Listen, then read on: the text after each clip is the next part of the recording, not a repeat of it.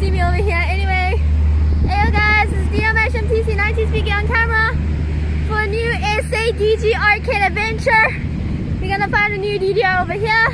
I know there's a new DDR here. I'm gonna show you where we are. Just give me a second. I'm at the Caledon Casino. So yeah, it's a new Sun International and they do have a DDR over here.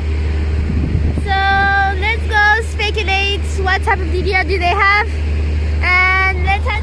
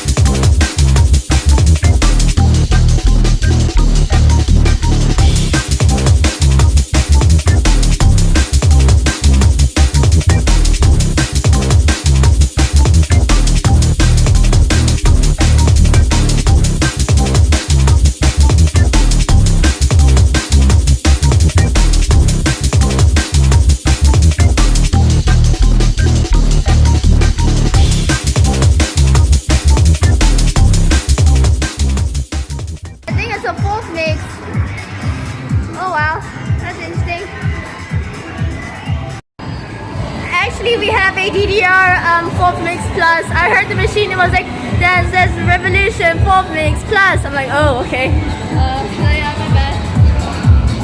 So we're just gonna do some inspecting. And yeah. Nazo. Alright, so let's get on the go with today's SADG Arcade Adventures episode.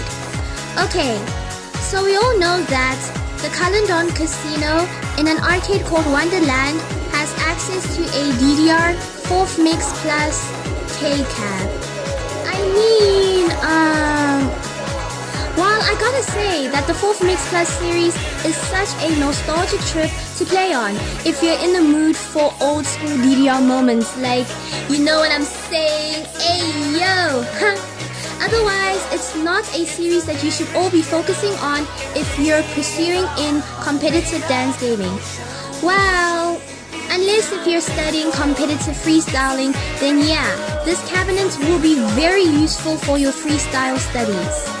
Unless if this venue is your nearest arcade access to study the fundamentals of dance gaming, then that is understandable, in a sense that you're gaining arcade experiences, especially if you don't have access to a private dance pad at the moment. However, you should be more dependent on gaining your knowledge on the fundamentals on DDR or whatever dance game through its PC game simulator like Stepmania and etc. And you can play on tiles or on the floor that has tiles so far just to keep you practicing. That method that we call, it's actually called shadowing. So shadowing means that you're actually playing on Stepmania, but you're playing on the floor that has tiles, so that you can actually envision or you can imagine that you have the up, down, left, right on the floor using the tiles, and then you can practice like that. However, hear me out on this. Okay, so you can find various Sun International resorts in all provinces nationwide, in which these resorts are prominent to be known by the entire South African dance gaming community to find DDR X2 roll throw cabinets, being our latest DDR series nationwide, being discovered in these certain resorts. Please take note that not all Sun International resorts have access to a DDR machine, like Caledon Casino and Entertainment Center doesn't have one, and a few more as well.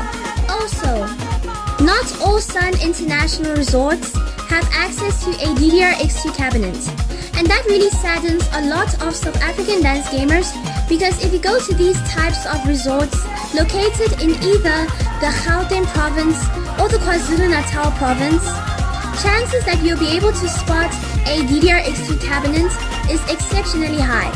However, if you go to these types of resorts in Cape Town, or in the Western Cape actually, or possibly in other provinces like Mpumalanga, Limpopo, Northern Cape, and the Eastern Cape, nah man.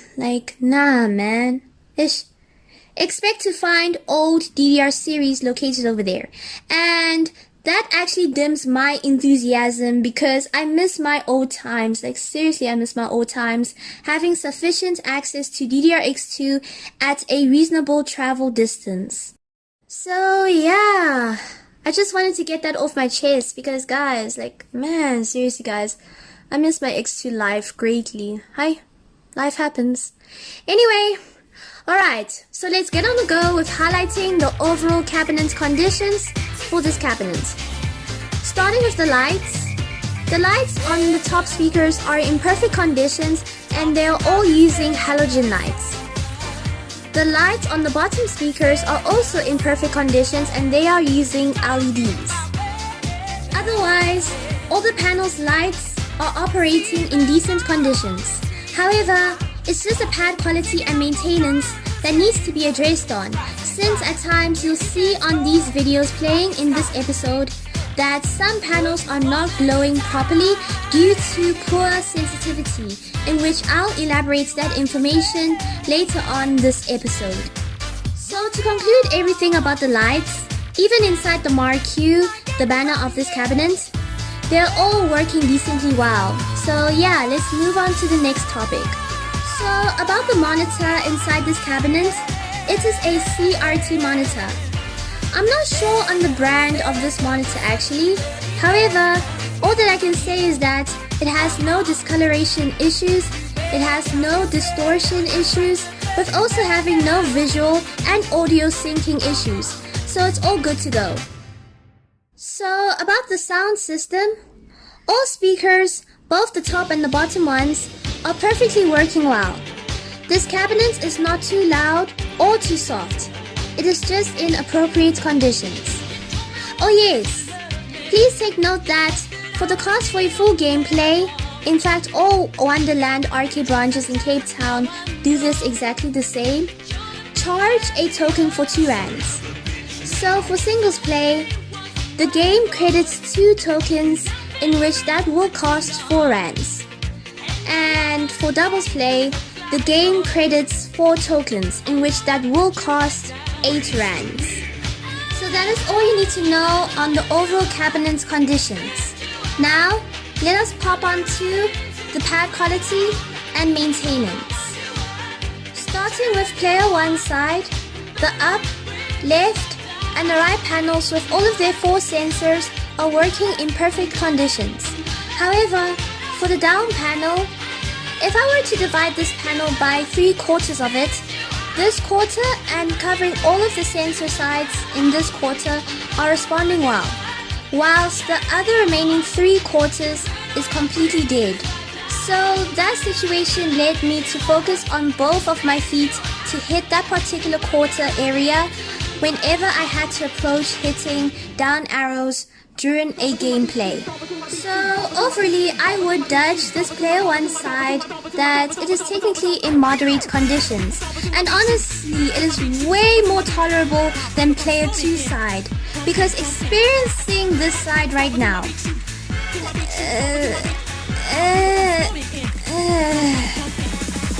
its tolerance on sensitivity pressure is so demanding. All 4 panel sensors aren't responding well when you hit the panels with a sufficient light pressure, as compared to on player 1 is more responsive with light pressure contact. You'll have to stomp a lot harder for player 2's panels to respond well, especially on the up arrow. Like man, that was the main arrow I kept on getting pad misses. Like damn, I got so irritated guys. So overly to judge its conditions, this player side is basically in doable conditions, I guess. So if you perform on doubles play on this cabinet, wow, you'll still have some irritations on having to deal with the bad quality panels that I had specified on each player's side earlier. But to say for the least, overall this pad is quite good to go for all play styles, but you might have minor or concerning moments when performing difficult charts. So that is all I got for today's episode for the Caledon Casino. Thank you so much for watching this episode, and see all of you guys on our next project.